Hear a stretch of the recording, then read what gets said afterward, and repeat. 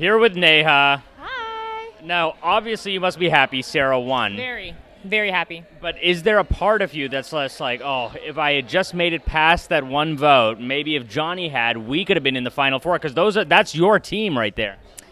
Yes, I absolutely feel that if I did not go out on that instant eviction, I would be going to the end, 100%. How hard is that to deal with? Like, I just want to talk a little bit about sort of like the feeling of like happiness for Sarah and the feeling of like bitterness. Not bitterness, that's not the right word, but the feeling of sadness that you aren't there too. Yes, so I'm very, very happy for her. She's phenomenal. I'm, rooting for her from the second I left. But yeah, like I truly feel that I would have played an impeccable game, and I really feel that I could have won the whole thing. So it's sad. Like I feel like I've missed out on something, or something's been taken away from me in a sense. And even just like coming out and talking to these guys now, and they're all like, dude, you're like amazing, you would have won this game. So it hurts. It does hurt because you guys know, this is my dream. Like Big Brother's like a big, big, big part of my life. So it's very sad because I feel like I've just missed out on an opportunity to be the best, or even be seen as a good player. You know what I mean? I do. And I know that like I could see it on your face that it was like killing you sitting in that first four position, and not in the jury. I don't even care so much that I wasn't on jury, to be honest. Like, I personally don't think that if you're on jury, you're a better player than someone who's not, because I think I played a great game. I think I had the ability to, or I would have persevered and gone farther. And I feel that there's some jury members that, not to disrespect them in any sense. I know where you're going. I don't really think they were a great player. Yeah. So you're sitting on jury, you're not better than me. But yeah, like I think the biggest thing for me is it sucks that I didn't get to play as long as I should have. And I didn't get to sit in that house, and I had to leave and go back to my real life, Let's talk about the twist. A twist got you. A twist basically like replaced Ashley's nominations. A twist sent Zach home. A twist sent Willow home. A twist sent Kevin home. When is enough enough? Okay, like I don't want any more twists. Okay, if you're listening for season 4, I just want a straight game. Okay, why can't we just do a straight game? Tell me about the twist. Do they belong in Big Brother? I think with Big Brother Canada, it's become a very twisted game. I think you need some twists. I don't think you need all the twists. I think this season you see a good player start to show their true colors every single time, and every single time they went on a twist. I would say we started with myself. I went out on a high, like I flipped the house. I went out the next day. Next twist, I would say triple eviction. Kevin was the one who's starting to show his true colors. Kevin goes home. The next twist, coup d'etat-ish, whatever you want to call it for Canada. Bruno excelling. You're thinking, this guy's going to win the game. Bruno goes home. You know what I mean? So I think we feel the brunt end of it so much is because we see our players that we want to see excel go home. If we didn't see them go home, maybe we wouldn't feel it as much. You know what I mean? But the fact is that we saw the players who were there to play, the players that were playing the game, the players that showed they had the most potential, and they're the ones who went home. So, of course, I'm not so much in favor because I was on the brunt end of it, but I understand that the game has evolved. Do I wish that they would go back and maybe for once try a season with no twist, go back to those days? Yeah, I think that would be the twist. That'd be a new twist for us because we don't expect that. And then it's pure. But then it would kill you that you're not on that season. Well, then, yeah, that would kill me. But then we can actually see like pure strategy and pure social game and pure, no one's game's being messed up. You know what I mean? Do you think we're not going to see a mastermind like Netta anymore, or like a mastermind like Emmett? Just because I genuinely feel like all these twists are impacting, sort of like the player that takes over. And just like you said, every time a player starts to take over, boom, twist, you're gone. Yeah.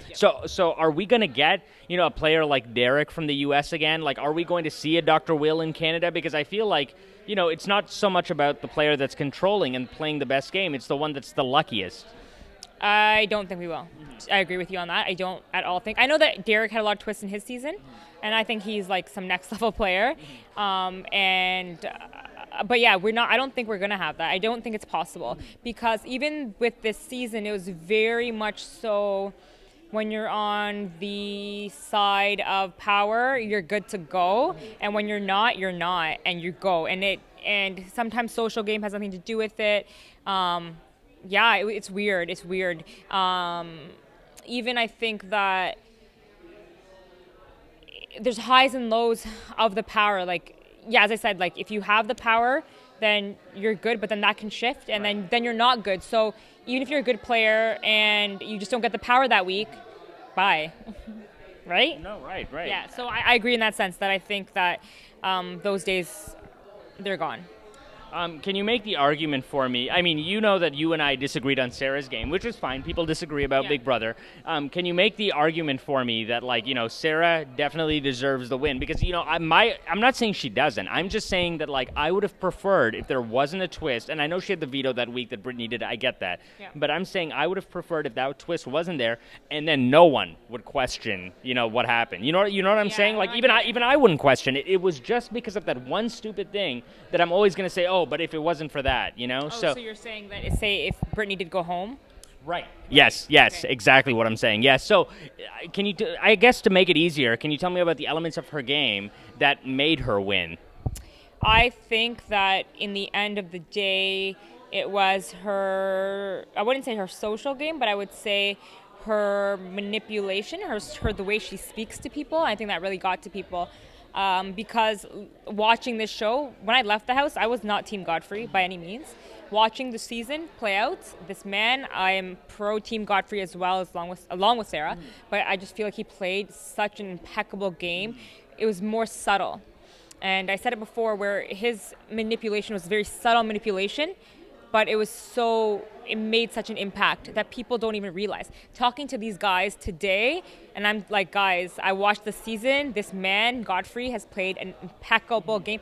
They don't realize it. For sure. But what about Sarah, though? Because that's how I feel. So what about Sarah? Like, I mean, you and I agree on Godfrey, no question. Mm-hmm. But Sarah, I want to know more about Sarah's game because I feel like you can offer insight that maybe somebody else can't.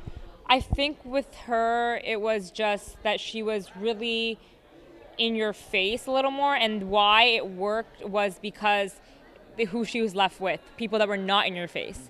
So you had someone like Godfrey, Ashley, and Britt, who were very tame individuals. All three of them, very tame individuals. And she was a little more in your ear, a little more aggressive. And it worked towards her because the other ones were not aggressive enough. As I'm saying, so what I was trying to relate to was the fact that Godfrey played a very subtle game, and it was so subtle that they don't even realize how good he was. So in a sense, he was too subtle, whereas she was above and beyond, in his face, in everyone's ear, and it worked for her. So it was kind of like they played two opposite games, similar games, both manipulation. His, too subtle, because even the house guests didn't see it. Hers, just enough. I think over the top a little, in enough for them to say, we don't see this guy, but we see her. I think that's it. And finally, what's next for you? What's not next for me is the question. We got truffles, We have truffles, handbags, T-shirts. That are going to charity. Yes. Buy them. And I'm a chiropractor, you know that. I have a practice in Brampton. It's about 45 minutes away from here. I'm going back to practice in 2 weeks. And also, I recently started I'm getting to jewelry. Last night, the finale, were a beautiful handpiece, so you'll start seeing some of that from me. So I'm an entrepreneur. I'm out here to build my empire, and that is what I'm about to do. Amazing. Naeha, thank you so much. Okay, thank you so much. Take care.